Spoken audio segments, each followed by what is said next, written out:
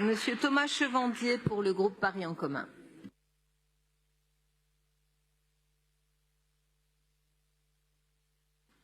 Je vous remercie, Madame la maire.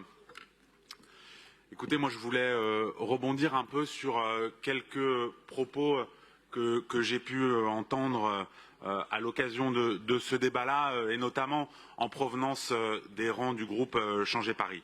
D'abord, on a entendu dire que le conventionnement conduisait les classes moyennes, excluait les classes moyennes de Paris, du logement à Paris, et conduisait à une politique de polarisation sociale. C'est évidemment, ce type de propos procède d'une profonde méconnaissance de ce que c'est que le conventionnement, des mécanismes qui visent justement à permettre aux locataires de rester dans leur logement, et en cas de changement de bail, dans plus de 80% des cas, la relocation se fait à la location en PLS, c'est-à-dire un type de logement qui justement est destiné aux classes moyennes.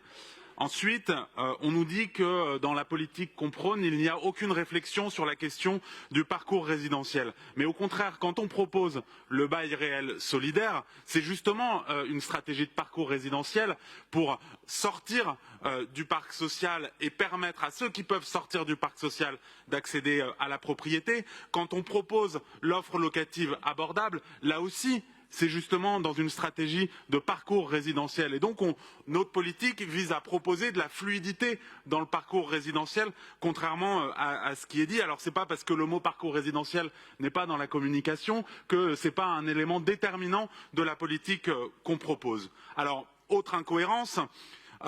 D'un côté, on nous dit ah mais vous bétonnez Paris, et de l'autre, on nous reproche de produire du logement social sans produire. Et puis on nous dit mais regardez, avant les années 2000, quand c'était nous qui étions aux responsabilités, on a construit énormément de logements sociaux. Mais c'est justement ça qu'on ne veut pas reproduire. Dans les années 80 et les années 90, vous avez rasé des quartiers entiers, vous avez construit des bars, vous avez construit des ghettos qu'aujourd'hui on doit gérer. Donc non, effectivement, nous ne menons pas la même politique que celle que vous avez menée dans les années 80 et 90. Madame Dati, enfin, voilà, vous parlez d'un certain nombre d'immeubles. Dans votre intervention, Madame Dati, vous parlez d'un certain nombre d'immeubles qui sont supposés être laissés à l'abandon dans le 20e arrondissement notamment. Vous parlez dans votre intervention de la cité des Envierges, pour vous dire, Madame, que cet ensemble fait l'objet d'une réhabilitation au plan climat engagée depuis plusieurs années, qui va être livrée à la fin de l'année prochaine, sur laquelle on a investi plus de 20 millions d'euros.